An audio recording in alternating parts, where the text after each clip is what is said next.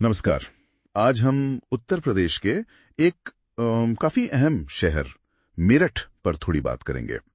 दिल्ली से ज्यादा दूर नहीं है, करीब 70 किलोमीटर ही होगा। हाँ बिल्कुल। हमारे पास एक स्रोत है, मेरठ इतिहास और पहचान। तो इसी के आधार पर जरा इसको समझते हैं कि क्या कहानी है इस शहर की। बिल्कुल। और ये स्रोत बताता है कि मेरठ की जड़ें मतलब बहुत गहरी हैं, सिंधु घाटी सभ्यता तक। अच्छा, सिंधु घाटी तक, हाँ। और इतना ही नहीं, महाभारत काल से भी इसका नाता जोड़ा जाता है। कहते हैं कि ये मय दानव की राजधानी थी। मय दानव मतलब रावण के ससुर। जी हाँ, वही। तो सोचिए, ये बात शहर को एक अलग ही मतलब एक पौराणिक पहचान देती है। सिर्फ इतिहास नहीं, उससे भी पुराना कुछ है ना। ये तो वाकई दिलचस्प है। और ये सब मतलब शहर की आज की पहचान में भी कहीं ना कहीं झलकता होगा। बिल्कुल। लेकिन इतिहास की बात करें तो एक और बड़ी चीज है, 1857। हाँ, वो तो है ही। 1857 का विद्रोह। आजादी की पहली लड़ाई की चिंगारी तो कहते हैं यहीं से भड़की थी। मंगल पांडे, सिपाही, वो सब। हाँ, और वो घटना मेरठ की पहचान का एक, आप कह सकते हैं, अमिट हिस्सा बन गई। शायद इसीलिए ये एक बड़ा छावनी शहर भी बना। सही कहा। आज भी सेना की मौजूदगी है वहाँ। और स्रोत में जिक्र भी है औगरनाथ मंदिर का, जिसे काली पलटन मंदिर भी कहते हैं, और शहीद स्मारक का। ये जगहें उसी 1857 की याद दिलाती है, जैसे शहर अपनी उस विरासत को सहेज कर रखे हुए हैं। ये सिर्फ इमारतें नहीं है, एक तरह से इतिहास के गवाह हैं। बिल्कुल। अच्छा, तो इतिहास की इन परतों से थोड़ा आज की तरफ आए तो आज का मेरठ वो अपनी एक अलग पहचान भी बना रहा है, खासकर अपने उद्योगों से, है ना। हाँ बिल्कुल।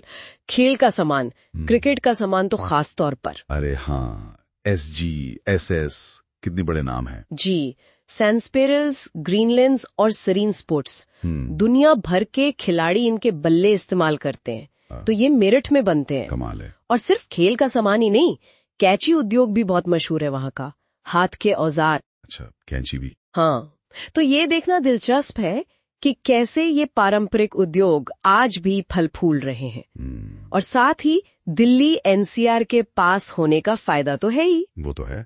शिक्षा के क्षेत्र में भी तो बड़े नाम हैं, चौधरी चरण सिंह यूनिवर्सिटी। हाँ, और सरदार वल्लभ भाई पटेल कृषि एवं प्रौद्योगिकी विश्वविद्यालय भी। और अब तो रियल एस्टेट, हेल्थ केयर, इन सब में भी काफी विकास हुआ है। और शहर की तरक्की में जाहिर है कनेक्टिविटी का बड़ा हाथ होता है। रेल तो है ही, सड़कें भी, NH58, NH119 दिल्ली और बाकी शहरों से जोड़ती हैं। सही कहा। पर अब जो सबसे बड़ी चीज हो रही है वो है रैपिड रेल, RRTS। हाँ, रीजनल रैपिड ट्रांजिट सिस्टम। जब वो पूरी हो जाएगी तब तो कहते हैं दिल्ली से मेरठ बस 1 घंटा। बिल्कुल। और ये RRTS मतलब ये शहर के लिए एक बहुत बड़ा बदलाव ला सकता है। जरा सोचिए। कैसे? मतलब क्या असर पड़ेगा? देखिए, एक तरफ शहर की इतनी गहरी ऐतिहासिक और सांस्कृतिक जड़ें हैं, दूसरी तरफ राजधानी से इतनी तेज कनेक्टिविटी मिल रही है। हाँ। तो ये न सिर्फ आर्थिक और सामाजिक तौर पर दिल्ली के साथ इसके रिश्ते को और मजबूत करेगा, बल्कि ये भी तय कर सकता है कि भविष्य में मेरठ किस दिशा में जाएगा। एक तरह से विकास की पूरी तस्वीर बदल सकती है। ये बात तो है। तो मतलब कुल मिलाकर देखें तो मेरठ एक ऐसी जगह है जहां पुराना इतिहास, 1857 जैसे बड़े पल और आज के उद्योग, तेज रफ्तार कनेक्टिविटी सब एक साथ मिल रहे हैं। सही कहा, एक अनूठा संगम है ये। वाकई। और यहीं पर मतलब एक सवाल सा उठता है मन में कि मेरठ अपनी इस गहरी ऐतिहासिक पहचान और दिल्ली के इतने करीब एक आधुनिक आर्थिक और शैक्षिक केंद्र होने के बीच ये संतुलन कैसे बनाएगा।